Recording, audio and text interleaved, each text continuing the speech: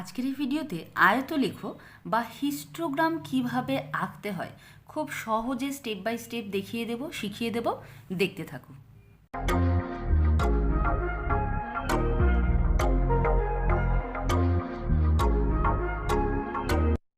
দেখো, এবছর অর্থাৎ 2024-এর হায়ার সেকেন্ডারি যে জিওগ্রাফি প্র্যাকটিক্যাল পরীক্ষা হচ্ছে সেখানে সেট 2-এ এই হিস্টোগ্রাম থেকে প্রশ্ন এসেছে। দেখো, প্রশ্নটি আমি তোমাদের দেখিয়ে দিই।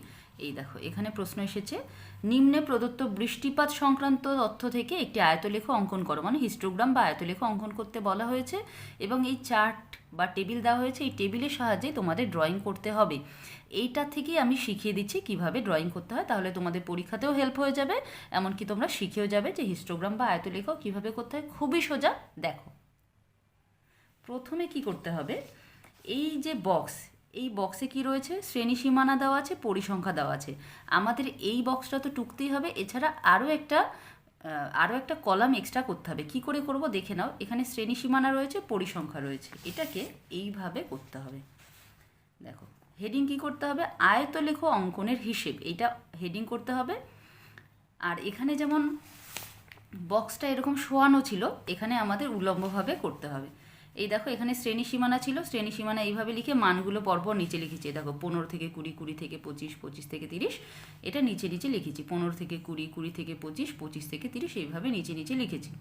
আর পরিসংখ্যা এফ মানে ফ্রিকোয়েন্সি, হ্যাঁ, পরিসংখ্যা ফ্রিকোয়েন্সি লিখেছি, নিচে দিনের সংখ্যাও লিখেছি, এর মানগুলো নিচে নিচে 15, 10, 45, এইভাবে দেখো 15, 10, 45 এইভাবে লিখে নিয়েছি।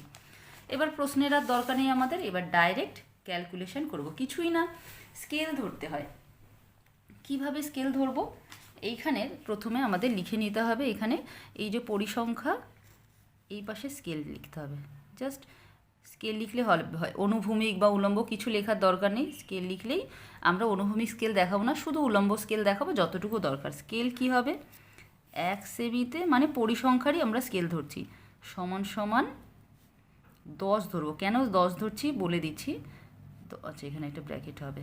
1 সেমি সমান সমান 10 দিন। যেহেতু এফ মানে পরিসংখ্যা মানে দিনের সংখ্যা ছিল, তাই 10 দিন দেখিয়ে দিচ্ছি 1 সেমিতে। এবার কি হবে, এইখানে কেন 10 ধরলাম, দেখো হাইয়েস্ট মান কত আছে, 45, হাইয়েস্ট দেখতে পাচ্ছি। এই 45 মানে 10 ধরেছি, তার মানে 45 স্কেল হলে 10 ধরেছি, কারণ হাইয়েস্ট স্কেল আমাদের হবে, এক এক ঘরকে আমরা 10 করে ধরবো, তাহলে টোটাল আমাদের 4.5 সেমি হবে, অর্থাৎ 5 সেমি নিলেই হবে। কেন এইরকম নিচ্ছি, একটা গ্রাফ পেজে দেখাই, তাহলে তোমরা ভালো বুঝতে পারবে। দেখো, 5 সেমি মানে ধরো আমি যদি এইখান থেকে শুরু করি, 1, 2, 3, 4, 5 এইটুকু হয়। এই আঁকাটা আরও বড় করে আঁকা যায়, কিন্তু সব সময় স্কেল যদি 10 সেমি নেওয়া হয়, 1 সেন্টিমিটারে যদি 10 নেওয়া হয়, 10 ঘর নেওয়া হয়, তাহলে ক্যালকুলেশনে সুবিধা হয়।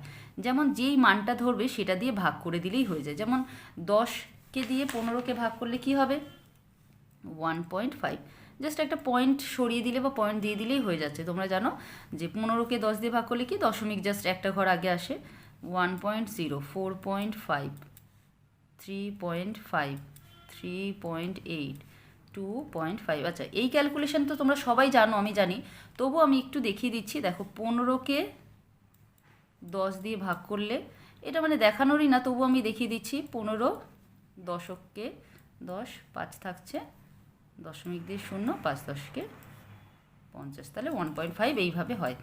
এইভাবে প্রত্যেকটা ক্যালকুলেশন করতে হয়, এবং তোমরা ক্যালকুলেটারেও করো বা মুখেই তো করা যায়, তোমরা করে নেবে। এইভাবে হবে। কিন্তু 10 কেন ধরলাম, কারণ এই 10 করে ধরলে সুবিধা হয়। কিন্তু যদি দেখা যেত যে 10 করে ধরলে অনেক ছোট হয়ে যাচ্ছে আঁকাটা, বা অনেক বড় হয়ে যাচ্ছে, তখন স্কেল চেঞ্জ করতে হয়। এক্ষেত্রে 10 দিয়ে করলেই হতো, তাহলে এইখান থেকে এইটুকু আঁকাটা হবে, এইটুকু বড় হবে। আঁকাটা আমি তোমাদের আগেও একবার দেখিয়ে দিয়েছি, কোন আঁকাটা হবে একবার দেখিয়ে দিই। এই দেখো, এই আঁকাটা হবে, কিন্তু কিভাবে হবে সেটা আমি এবার করে দেখাবো। তাহলে স্কেল এরকম পেয়ে গেছি। আমাদের কটা শ্রেণী সীমানা আছে, কটা ঘর আছে, 1, 2, 3, 4, 5, 6, 6টা শ্রেণী সীমানা আছে। সেই কারণে আমরা 6 সেন্টিমিটার নেব। স্কেলে সুন্দর করে এই নিচের দিকে গ্রাফ পেজে মাঝখান বরাবর কত সেমি নেব, 6 সেমি। এই দেখো, এখান থেকে এইটুকু 6 সেমি, তাহলে এই দেখো 6 সেমি নিলাম। আর এই পাশে কত বলেছিলাম, হায়েস্ট দেখো তো কত হয়েছে আমাদের, হায়েস্ট হয়েছে 4.5। এবার 4.5 তো নেব না, 5 সেমি নেব। তো এই দিকে 5 ঘর নেব, আগেই দাগ দেওয়া আছে 5 ঘর, এই পর্যন্ত নিয়ে নিলাম 5 ঘর। গ্রাফ পেজে করলে সুবিধে, যে 5টা ঘরে 5 সেন্টিমিটার হয়। এবার এইভাবে একই রকম দাগ এইদিকেও দিয়ে দিলাম, খুবই সোজা, মানে এটা সব থেকে সোজা আঁকা। আর এই পাশে এইখানে একটা করে দাগ দিয়ে দেবো, এই দেখো একটা করে দাগ দিয়ে দেবো। আর এখানেও তোমরা যদি মনে করো একটা করে দাগ দিয়ে দেবে, তাহলে ভালো হবে, বুঝতে সুবিধা হবে তোমাদের নিজেদেরই। হলো, এবার সবার প্রথমে যেটা করব, স্কেলটা লিখে নিই। স্কেল কি ধরেছিলাম, স্কেল একটু নিচে ডান দিক করে লিখবে। স্কেল কত, 1 সেমি = 10 দিন। এইখানে আমরা কি দেখাবো, নিচে দেখাবো শ্রেণী সীমানা। শ্রেণী সীমানার প্রথমটা কি ছিল, 15 থেকে 20। তাহলে এই ঘরটা হলো 15, এই শুরুটা 15, এইটা 20। তাহলে বক্সটা কি হলো, 15 থেকে 20, 20 থেকে 25, 25 থেকে 30, 30 থেকে 35, 35 থেকে 40, আর 40 থেকে 45। এটা শ্রেণী সীমানা। কীভাবে লিখবে, এইখানটায় ঠিক লিখবে, নিয়ম আছে সব, সুন্দর করে যেমন করে শেখাচ্ছি এইরকম করেই করবে। শ্রেণী সীমানা, এইখানে অ্যারোটা দুদিকে দিতে হবে। কেন দুদিকে দিতে হবে, কারণ এটা দুদিকেই এর বিস্তার, এইদিকে বাড়ছে বলেই যে সবসময় বাড়বে এরকম না। দেখা গেলো এখানে কোনো জেলার নাম দেওয়া হলো, জেলা ধরো নদিয়া, উত্তর দিনাজপুর, দক্ষিণ দিনাজপুর, পূর্ব মেদিনীপুর, এইভাবে দেওয়া হলো, সেই ক্ষেত্রে কি বাড়ে না, সেই ক্ষেত্রে এই নিচেরটা সবসময় অ্যারোটা দুদিকে দেবে। আর বাদিকে কত ধরেছিলাম আমরা মান, 1 সেমিতে 10 দিন ধরেছিলাম। তাহলে প্রথমটা 0 হবে, পরেরটা 10, 20, 30, 40, 50, এইভাবে হলো। এটাও লিখতে হবে, এটা কি ছিল, পরিসংখ্যা বা দিনের সংখ্যা ছিল, পরিসংখ্যা লিখলেই হবে। পরিসংখ্যা ব্র্যাকেটে F ছিল, এটা একটা অ্যারো দিয়ে দেবো। আর কোথা থেকে শুরু হয়েছিল, এটা কিন্তু এই ওপর দিকেই অ্যারো হবে, কারণ পরিসংখ্যা সবসময় ওপর দিকে বৃদ্ধি পায়। এই পাশে আর কিচ্ছু লেখার দরকার নেই। এইবার আসল আমরা আঁকায় আসি। দেখো, এবার সেন্টিমিটার ধরে আঁকবে।